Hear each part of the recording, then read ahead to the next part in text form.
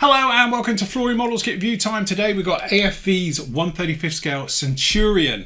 So just quick disclaimer, if you are wondering, it's not my normally way of doing this one. I've just done the full review on it and then I found out one of the cameras didn't record, so I'm having to shoot it again. So that's the reason the parts are all around me and the bags are open. Not my normal way of doing it, but there we go, take two, shall we say. So anyway, as you can see, beautiful bit of box art on the front. It's not often we do AFV kits, to be honest with you. We haven't done one for quite a long time, but it's definitely one of those manufacturers out there that really just get it right. So it's nice to see the Centurion as well, bit of personal favourite of mine.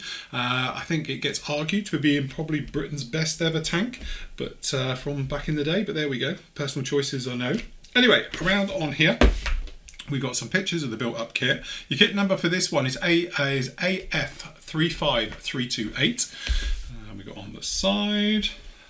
Okay, and then obviously we've got the ones down on there just like that. So, in the kit, we do get some very nice touches. So first up you actually get is this. So this is the print from the actual front cover of it, which is really nice because obviously you can just stick it on the wall, you can pop it in a frame, but it's really nice we get the print. Normally this is just on the first editions, I do believe. Might be different for armour, but I know when they do the aircraft, it's usually just the first edition or release of that kit that gets this one. But anyway, that does come in the kit. That's very, very nice indeed. And then we can have a look at the instructions. So a little bit obviously about it. So basically after the war, July 1945, it basically goes on to about it. And this being the Berlin Infantry Brigade version of this one.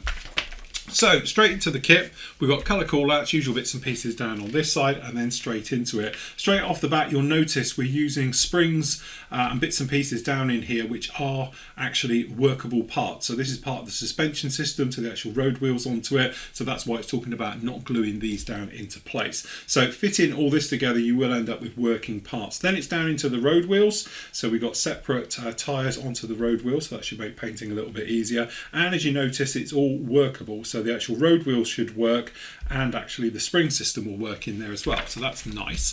And then it's working onto the lower hull, so we got the drive and the idler sprockets being put into place, some of the bolting detail, and then all the various stuff making up the lower hull, getting all the running gear installed onto it. We've got the return rollers all being added onto there as well, getting them fitted in, and then we've got obviously the rear end plate. So we've got some details down in here. We've got one of the tow systems being fitted in, and the various items down there on the back making up the rear end.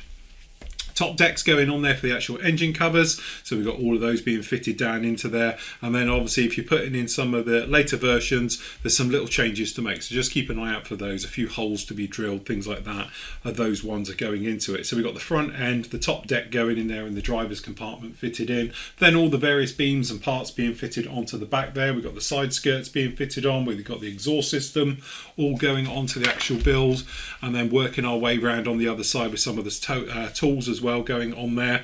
And then again, another exhaust onto the other side, and then we've got the lights and the various systems being fitted down onto that one. All the extra little bits of armour, and we got spare linkage on there, things like that, all being added into there. And on this one we do get rubber band tracks, which is something we'll look about in a moment. And then again, we've got the fenders being fitted down onto there, depending which version you want to do, just the simple one or the more curved round one. Side armour being fitted down onto that, tow cables going in and linked in. That's your lower hull completed. Then we're up into the actual top turret. So we've actually got the actual turret system being fitted down into there, and all the stowage bins, the gun mantle, all those areas. We've got the smoke dischargers, things like that being fitted in. A lot more of the stowage equipment, so a little bit of extra linkage on there. We've got obviously fuel and diesel tanks being fitted onto there as well. More smoke dischargers, guns, equipment, you know, you name it. The Picola system and everything else being fitted down in there as well. And then obviously working our way around, we've got a cover. So this is a rubber cover, which we'll look at in a moment, and the lights being fitted onto the gun mantle. Two types of gun as well. So we've got obviously both the 20-pounders, but one of them's got that return gas system onto that one, and the coaxial gun being fitted down into there as well. And then being AFV, old school stretch sprue. So there you go, you can stretch your sprue, and then basically locking down and fitting in.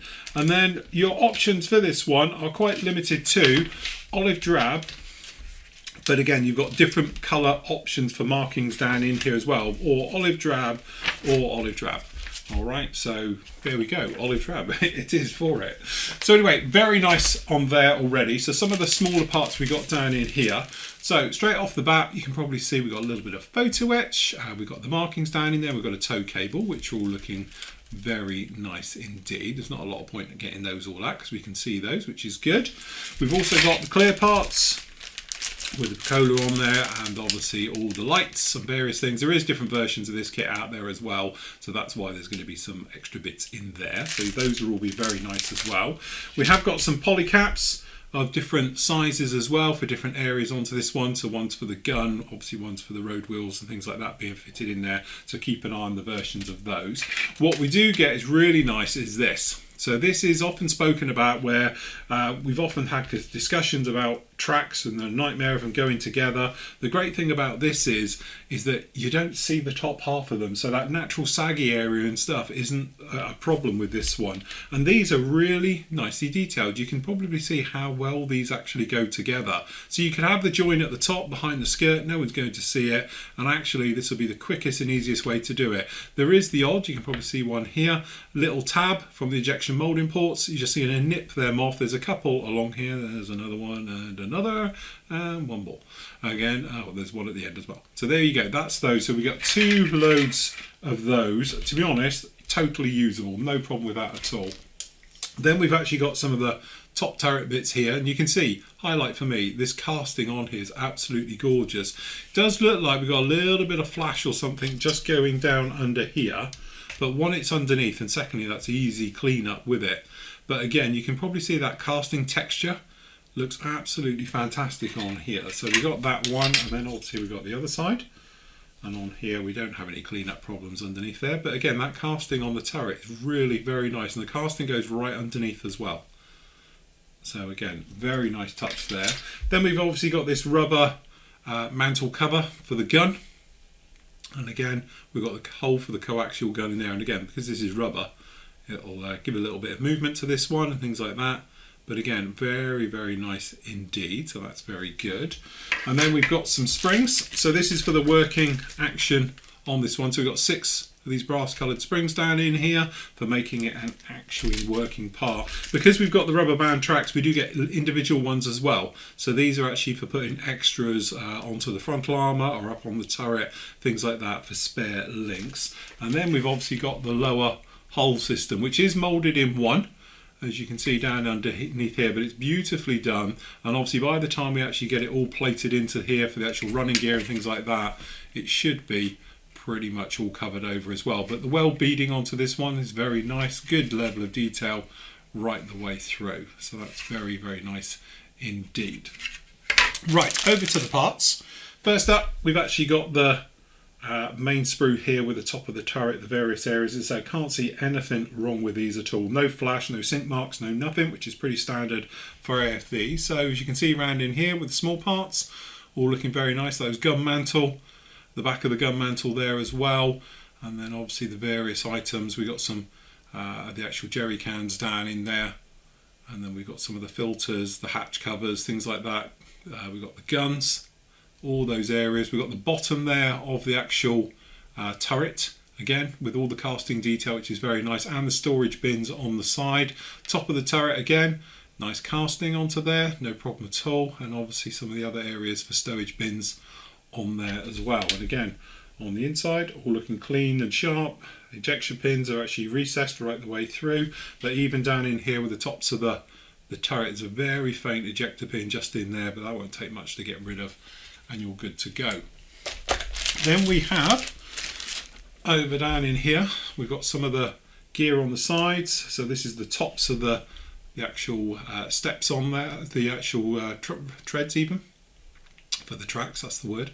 And then down in here we've actually got the drive and return gearboxes down in there, and some of the other parts on the other side, which is all looking very nice and good. So that's good.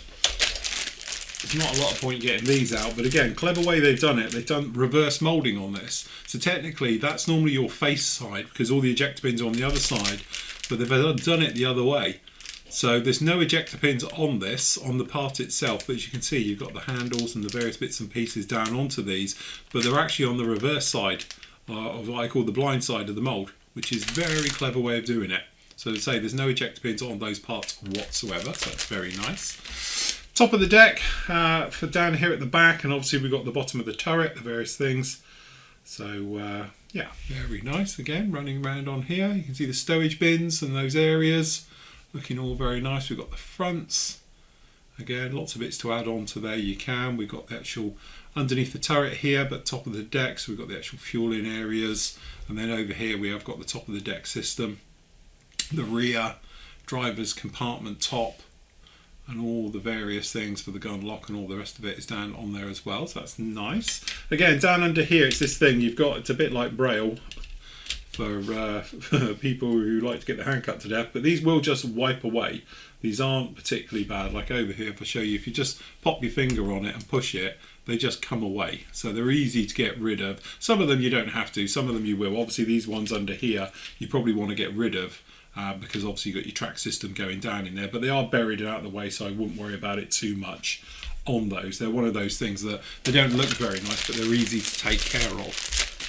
Then we got over on the actual road wheels, and say you can just paint these black and then weather them up, get them fitted in there, because then they'll work up. This is the inside, so you won't see that anyway.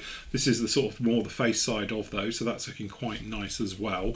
And then again, working down in here, we've got the gun, we've got the deck, you've got that return area, we've got some of the light system, we've got the fenders, we've got the exhausts down in here, and again we've got mirrors, the other gun as well. So there's actually 3 versions of guns on this, so obviously you just pick the version you want, and then obviously more of those road wheels, as you can see just down on there, so that's very nice. And again, really nice on the blind side, and all these little handles, very nicely moulded, no problem with those.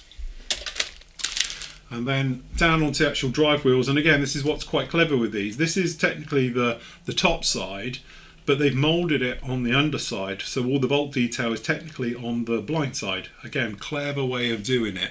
So if you look around under here, you can see we've got all that bolt detail and the various things. And then obviously we've got, this is the actual working suspension system with those cylinders. And then down over here, same, we've got return wheels, drive sprockets, idlers, all the details. And then obviously if we flip it over now, this is the top side. So this is the inside part that's going to go on. And obviously you've got the outside part on this side, but generally all the parts very, very nice indeed. That particular one, to be honest, we get 2, obviously for both, so that's a matched pair. Another one that's a matched pair is these 2. So again, down in here we've got the actual towing eyes and everything else. We've got some of the cages for the light system, we've got some of the ribbing that makes up the guards for the actual tracks, and then obviously all the small details, towing eyes, we've got aerial placements, various things for the exhaust as well, right the way through. And again, match pair on these, very nicely done on the underside. And there you have it. Again, it's one of those things, AFV, it's very easy to forget about them. They're one of those companies, been around many years now, always consistently produce very nice pieces of kit. Armour, aircraft, so forth and so on, all of their stuff's good, but I overlook them. I tend to forget about AFV and how good those kits are. So it's nice to get something in like this one and you think, do you know what, yeah, they really are good. AFV are, a top manufacturer and produce some really nice stuff, as we've just seen there. So really, what's not to love? As always, it is available through the PM store, so if you'd like to get it from them, links down below. But that was the AFV 1/35 scale Centurion.